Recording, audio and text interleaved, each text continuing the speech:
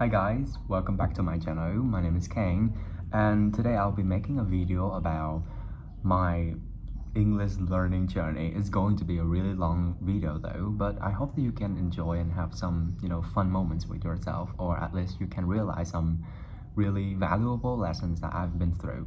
And I really hope that it can help you somehow. Well, rather shocking, but I didn't learn English at all because I think that even if we want to, we cannot learn a language. Well, what I mean by this is that when I had the chance to interact with some of my tutor when I was preparing for the national competition in English last year, she said to me that you're not learning language, you're not learning English or Vietnamese or whatever language you're learning, you are learning, you are acquiring the knowledge, the ways of expression, the regular usage of that language, of the people who would speak that language, and that's the key to achieving mastery in this language.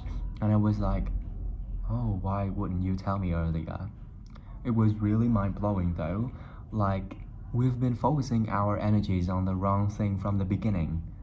We focus on how to achieve a good grades, how to achieve a good study report, how to become that kind of very confident speaker when it comes to saying some phrases in English, or we would like to appear well polished whenever it comes to speaking English. But I think it's quite stupid though.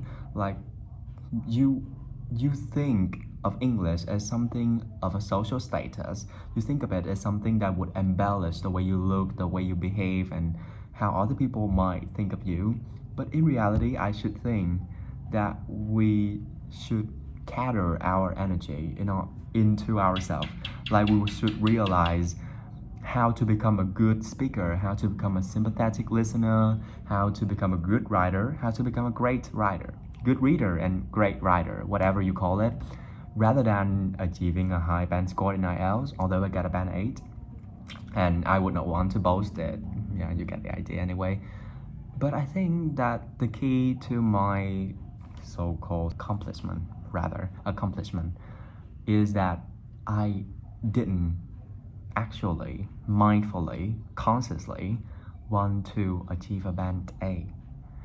I want to be fluent. I want to be a good communicator. I want to be an understanding person in English. And that's the thing that it explains all the, I don't actually find a word for that, all the effort, all the results, whatever it is. Like, you just have to shift your focus onto the right thing, and automatically you would receive what you really want. And the reason why I had to pick up this mindset is definitely because of my background, because of the place I live. Like, in my town, it's a very rural town. Like, you don't get access to so many high quality education centers or so many I would call educational entertainment or things like that. Like, life here is very basic, is very regular. You don't have access to a high quality education, so the only option I had is to educate myself. I learned everything on my own, and to an extent that I have actually two identities. Like, in Vietnamese, you might encounter me in real life, in person, as a really timid and shy person, and really conservative one. Like, I don't dare to express myself. I don't even dare to think the opposite, think outside of the box, or do whatever you would imagine a normal Vietnamese would do. But when it comes to English, I find that confidence. You can notice whenever you feel like, oh, you are communicating with me in Vietnamese, and you find that I am a radically different person from what I may appear on YouTube channel or on social media. Like, I have two identities. Like, I got one in Vietnamese and one in English, and I prefer my English version though, because in Vietnamese we have that really conservative attitude whenever it comes to addressing other people. I would call this a respect culture. Like, you don't dare to express your emotion or whatever you think directly. So I think that the only way to salvage myself, to savor all of my emotions, because I'm an introvert, to do whatever I want to do is to learn English, and there is no center here, so I have to learn everything on my own. And finally, I find an escape for all of my problems. I have to learn English, and that's the only way out of here. Like, I find it kind of repressing to express all of what I really think in Vietnamese, so I have to resort to English for carrying out that purpose. Like, I can talk to myself in English in front of the mirror, definitely. I can sing to myself, I can write poems to myself, I can write letters to motivate myself on my, journey of doing such a thing that is quite different from other people. I can do whatever it takes to motivate to continue learning English. And I think it is not the end though. We're having a lot of problems in our life, and life is not gonna stop there, right? It's going to go on, okay? So I am totally fine with it. But what I have learned from my journey is that we definitely have to do the right thing to receive the right result. We have to set our sights on doing the right thing from the beginning in order not to waste our time.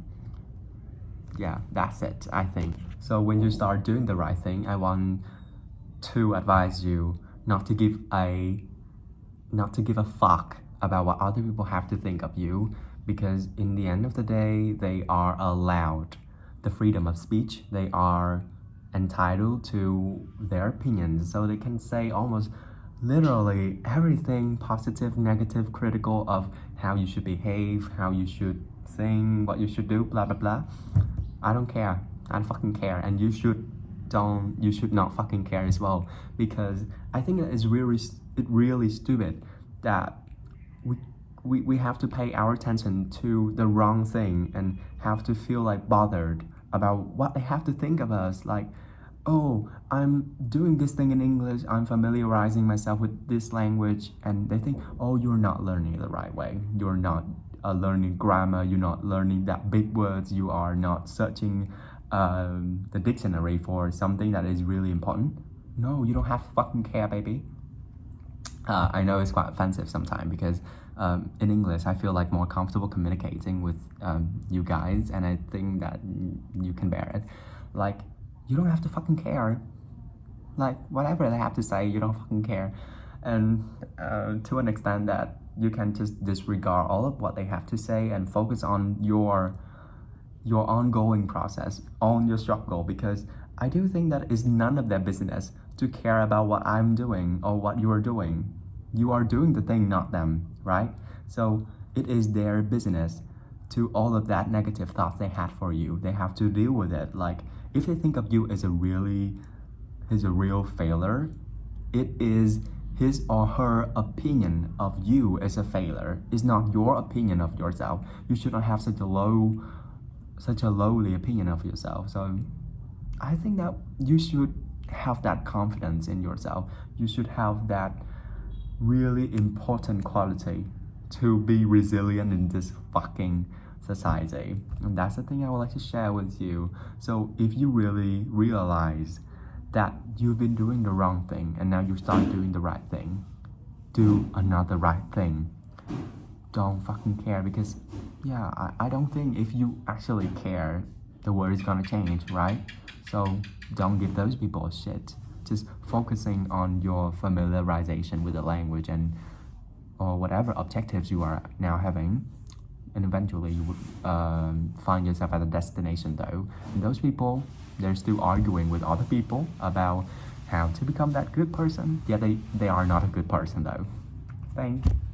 So to sum up, English is a language, not a subject. In school that you can get high score. And also when you are learning a language, I bet that you have to learn the knowledge in that language, not the language itself, because literally you cannot learn all the grammar, memorize all the vocabulary without a context, right?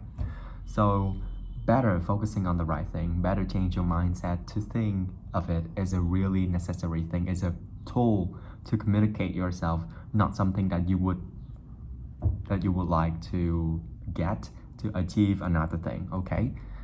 Although it's a tool for another thing. I don't actually know how, but you should not treat it as a subject, but as a language, and as a thing, as a tool for you to communicate yourself. That's the thing. And since you realize that you're doing the right thing to yourself, to your learning, to your language learning journey, you should also focus on yourself. Don't fucking care about what other people might have to think of you. Focus on yourself also means that you can find some materials in Vietnamese, something that you love doing, like reading a novel, but you find its translation in English and you can enjoy it in English.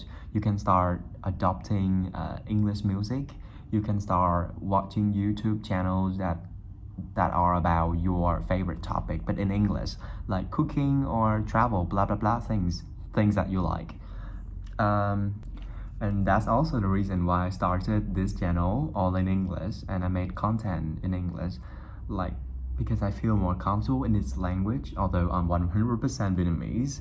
Anyway, I still love my mother tongue though, love the sentiments, love the ways of expression that is so romantic, but I prefer English in some serious stuff like this, like, although it's not very serious though, like I can have fun with you guys and I can be so confident in front of the camera rather than my Vietnamese. Okay, that's good. And yeah, thank you. I'm really grateful for all the experiences I have with you all today, and thank you for watching. That's all the thing I want to say. Thank you.